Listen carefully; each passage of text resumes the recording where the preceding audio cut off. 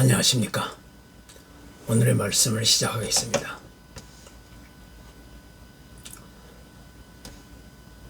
빅톨 프랭크라는 정신 분석학자가 있었습니다.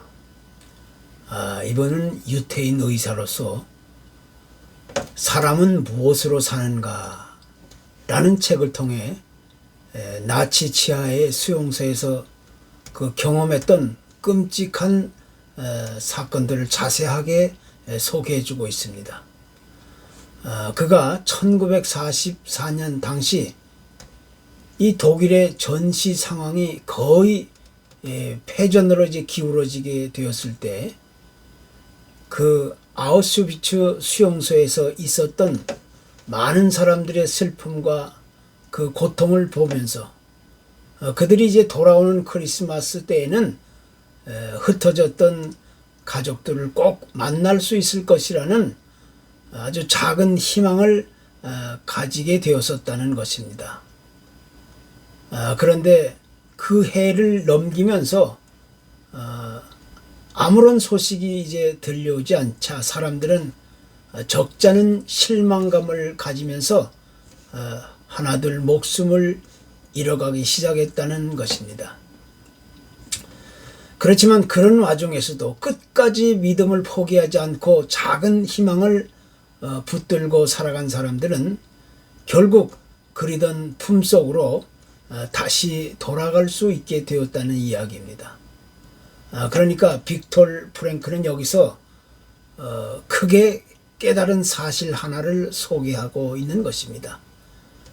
헤어졌던 가족들을 다시 만날 수 있다는 그런 꿈을 가지고 기다렸다는 사람들, 또 사랑하는 사람들을 만나서 꼭 하고 싶은 이야기를 하겠다는 그런 사람들, 자기가 집으로 돌아가서 반드시 해야 할 일들을 마음에 계획하고 있었던 사람들은 그렇게 도저히 살아남을 수 없는 그런 무섭고 어두운 상황과 환경 가운데서라도 기다림의 희망을 가지고 있었기 때문에 끝까지 버텨 나갈 수 있었다는 겁니다.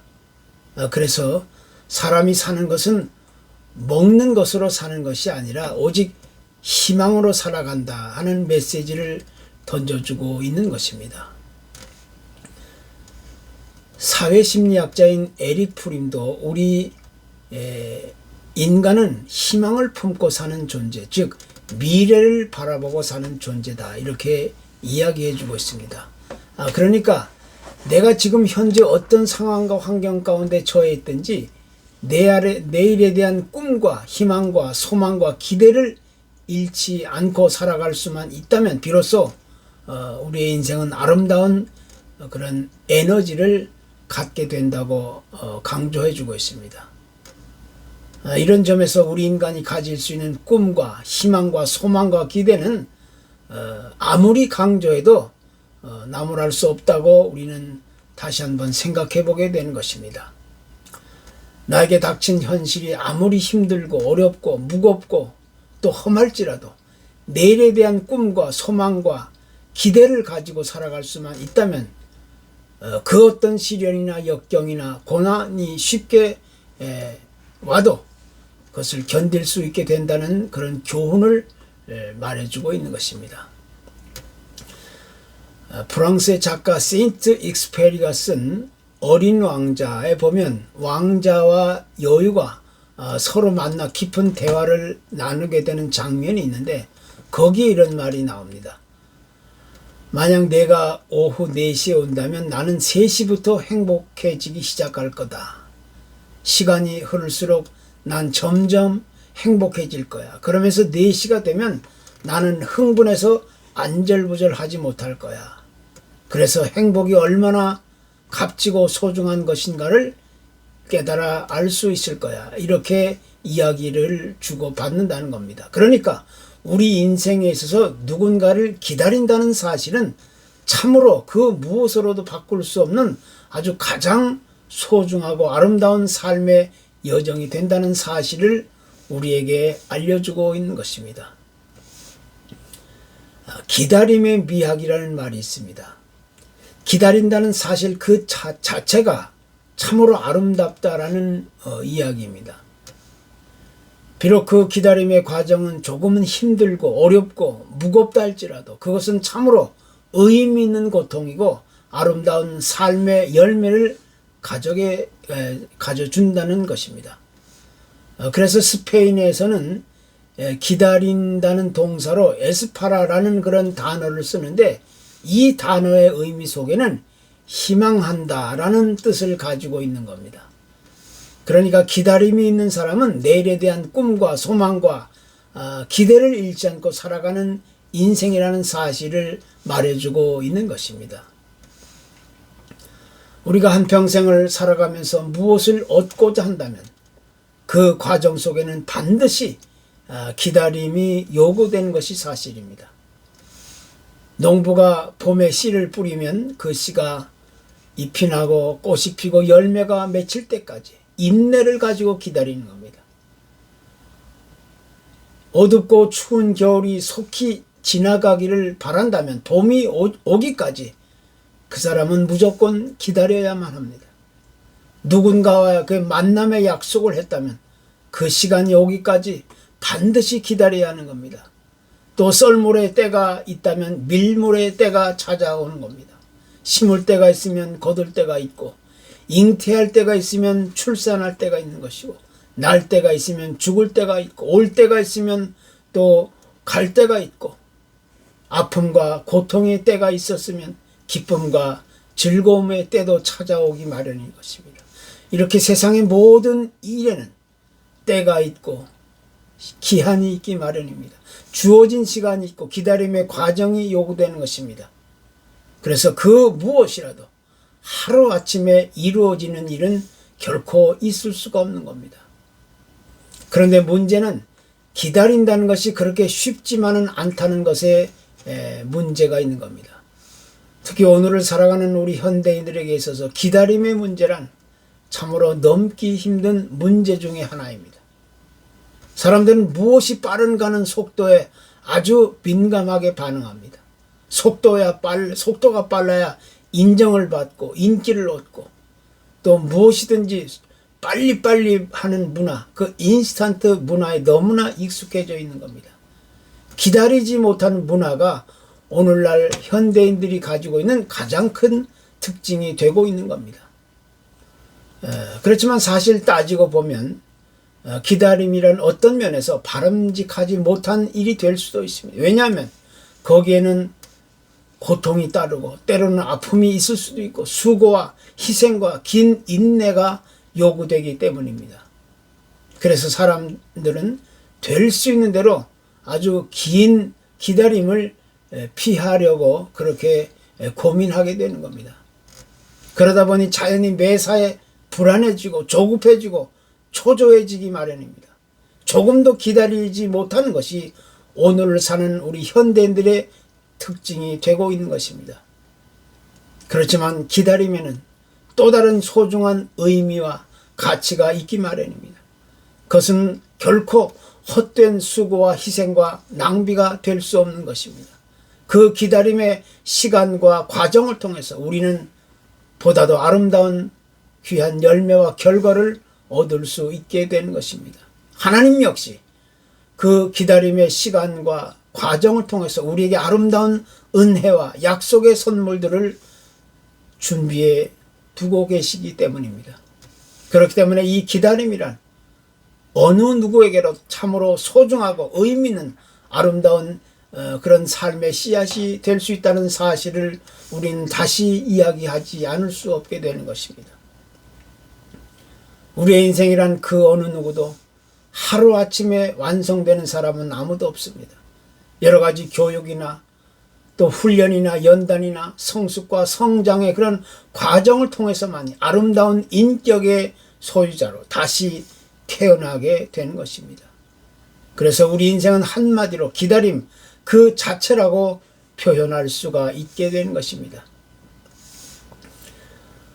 일본의 국제선 항공기 승무원으로 16년 동안 1등실 그 객실만을 담당했던 전직 스튜어디스 미즈키 아이코라는 분이 있었는데 이분이 퍼스트 클래스 승객은 펜을 빌리지 않는다라는 책을 썼는데 그 책이 화제가 된 적이 있었습니다.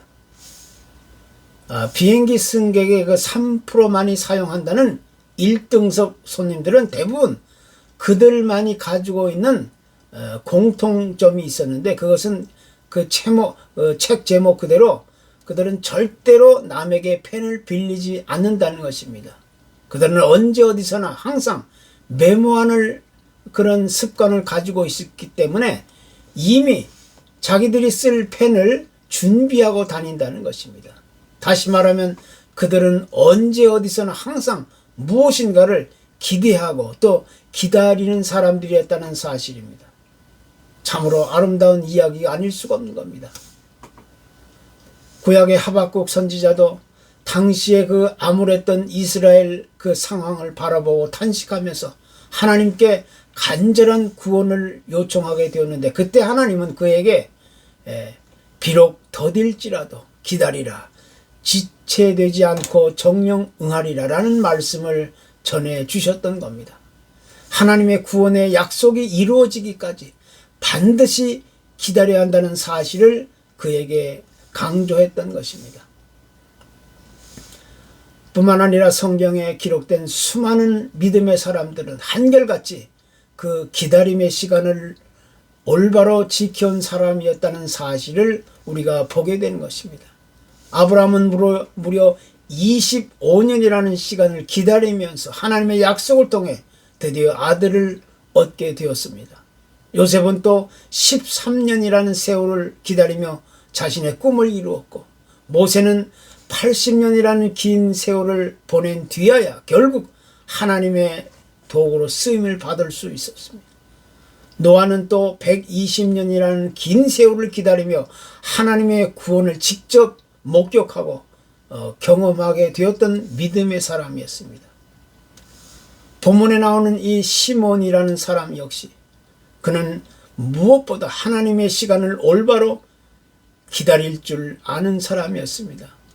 당시 나라의 주권을 빼앗기고 힘들게 살아가는 이스라엘 백성들을 바라보면서 하나님의 구원하심을 그렇게 소원하고 기대하고 또 기다렸던 아주 보기 드문 신앙인이었습니다. 그래서 성경은 그에 대해서 소개하면서 의롭게 경건하여 이스라엘의 위로를 기다리는 사람이었다 이렇게 소개하고 있습니다. 결국 그는 오랜 세월을 기다림의 시간으로 보내다가 마침내 예수 그리스도를 자기 눈으로 직접 목격하는 그런 축복을 얻게 되었다는 것입니다. 또한 안나라는 사람도 마찬가지입니다. 그녀는 결혼해서 아름다운 가정생활을 해오다가 불행하게도 7년 만에 남편을 그 죽음을 맞이하게 되었습니다. 그 후에 그녀는 84년이라는 긴 세월을 혼자 살면서 하나님의 구원하심만을 기다렸습니다. 그러다가 결국 그 긴 기다림 끝에 아기 예수를 직접 목격하는 그런 영광스러운 경험을 했던 인물로 알려지고 있습니다. 그들은 평생을 살아오면서 오직 하나님이 약속해 주신 이 구원자 그리스도의 심을 믿고 손꼽아 기다리면서 그 믿음을 온전히 지키고 살아온 사람들이었습니다. 그래서 그 기다림의 신앙 안에는 어떤 실망이나 실패나 좌절이나 절망이나 포기도 있을 수 없다는 사실을 성경은 우리에게 가르쳐주고 있는 것입니다. 우리 그리스도인들에게 있어서 시간이란 두 개의 의미로 나타날 수가 있습니다. 그것은 크로노스라는 단어와 카이로스라는 그런 단어입니다. 여기서 크로노스라는 단어는 우리가 흔히 만들고 사용하는 시간, 하루 24시간을 의미합니다. 그러나 카이로스는 전적으로 하나님이 만드시고 계획하시고 이루시고 성취하시는 하나님의 시간을 의미하는 것입니다. 그래서 성경이 가르치고 있는 시간은 전부 이 카이로스의 시간을 염두에 두고 말씀하고 계신 것입니다. 성경에 언급되고 있는 때, 시간, 날, 이런 것은 전부 이 카이로스의 시간을 의미하고 있는 단어입니다. 그래서 우리 그리스도인들에게 있어서 이 기다림의 시간이란 세상 사람들이 생각하고 있는 그런 단순한 기다림의 시간과는 전혀 다른 의미를 가르쳐주고 있는 것입니다. 세상의 모든 사건들은 그저 빠르게 스쳐 지나가는 시간이나 세월에 불과하지만 우리 하나님의 백성들이 가지고 있는 기다림의 시간이란 그 무엇보다 영적인 부분을 크게 강조하고 나타내주고 있는 것입니다. 그래서 그것은 우리의 믿음과 깊은 연관이 있는 것이고 또 우리의 인내와 내일의 소망을 가져다 주고 있는 것입니다. 특별히 우리가 믿음과 인내를 가지고 기다린다는 것은 곧 하나님의 약속을 그 말씀을 믿음으로 받아들이고 그 약속이 이루어지기까지 끝까지 소망 중에 기다린다는 의미를 내포하고 있는 것입니다. 조금 더 깊이 이야기한다면 우리가 믿는 기독교는 무작정 기다리기만 하는 그런 종교가 결코 아닙니다. 장차 이 세상에 다시 오실 그리스도의 오심을 믿고 기대하고 기다리는 그런 믿음을 가진 종교입니다.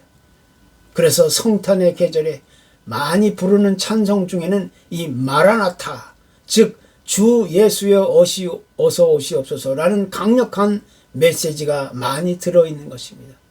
주님이 다시 오시기까지 믿음을 포기하지 않고 끝까지 인내하며 기다린다는 그런 신앙의 고백이 그 찬양 안에 들어가 있는 것입니다. 그렇기 때문에 우리가 지금 현재 맞이하고 있는 이 시기는 곧 그 기다림의 절정의 시기라는 사실을 성경은 크게 강조해 주고 있는 것입니다. 또한 우리가 믿는 믿음의 근거와 그 뿌리는 다른 데서부터 시작되는 것이 아니라 그것은 곧 하나님의 약속의 말씀을 굳게 믿고 기다리는 그 기다림의 자세부터 시작된다는 사실을 성경은 강조해 주고 있는 겁니다. 하나님의 약속을 믿고 인내하며 기대하고 기다리는 자들에게만이 하나님의 약속은 반드시 이루어지기 마련인 것입니다. 이것이 곧 오늘 우리가 배워야 할 기다림의 진수인 것입니다. 하나님은 언제 어디서나 기다리는 자들을 통해서만이 당신이 약속하신 은혜와 축복을 우리에게 허락해 주시게 되는 것입니다. 감사합니다.